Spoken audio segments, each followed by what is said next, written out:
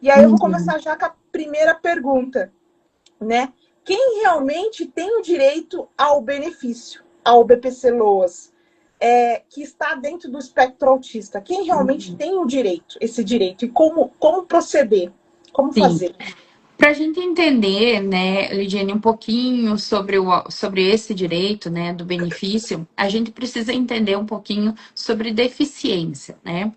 Hoje nós temos algumas leis que amparam especificadamente a deficiência e o autismo.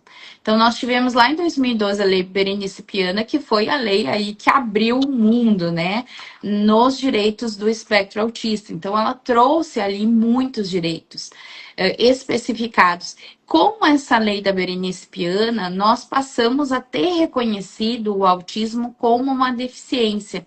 Foi um longo caminho, né? Claro, não vamos aí falar sobre cada etapa.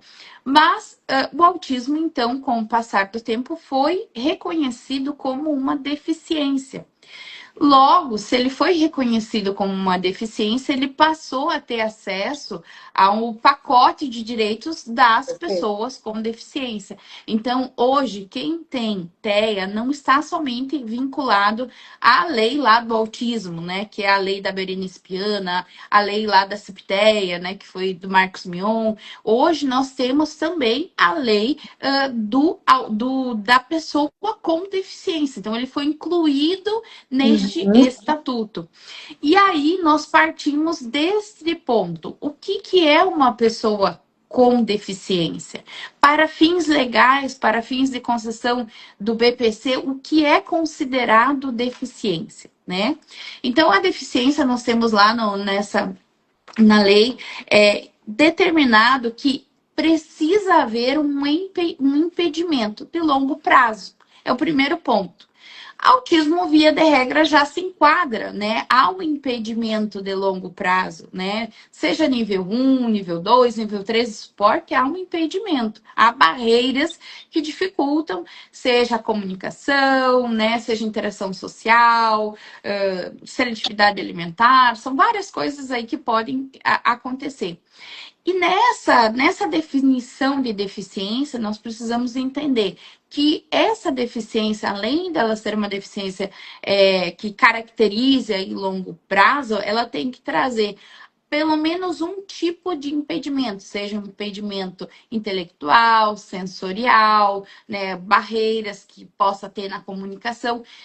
Então, para a gente entender quem tem direito, nós precisamos partir do princípio: tem que ter o autismo, tem que ter o diagnóstico, né? Às vezes a gente recebe muitas mães que vêm em busca do benefício, mas que ainda o diagnóstico não foi fechado, né? Há Nossa, uma expectativa, mas não há um diagnóstico fechado.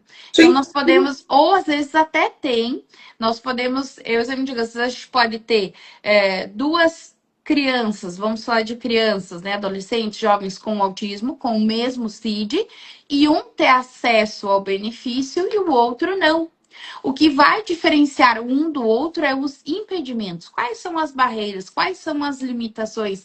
Essas limitações são limitações a longo prazo? Essas barreiras realmente impedem essa criança de ter acesso à comunicação, né? De ter dificuldades que vão atrapalhar, digamos assim, ela, né? Na sua vida cotidiana. Então, a gente precisa entender, o primeiro ponto é isso. Então, às vezes, né, o acesso, o BPC, ele, via de regra geral, ele é para toda criança que tem autismo. Mas o que vai definir, como eu falei, vai ser esse laudo médico, né? Quais que são os impedimentos que essa criança tem de uma forma muito descrita. Às vezes, né, não adianta a mãe vir buscar, às vezes, um benefício somente lá com o laudo escrito, portador de autismo, CID-F, pronto, né? Isso. Não. Sim. A gente precisa ter um estudo social maior de como essa criança é na sociedade, né? E o BPC, ele é um benefício que ele entrega, você tem que se enquadrar em duas categorias. Não basta apenas você ter a deficiência, né? Que seria ali o CID, a doença, os impedimentos. Você também precisa se enquadrar no caráter social, financeiro, renda per capita da família.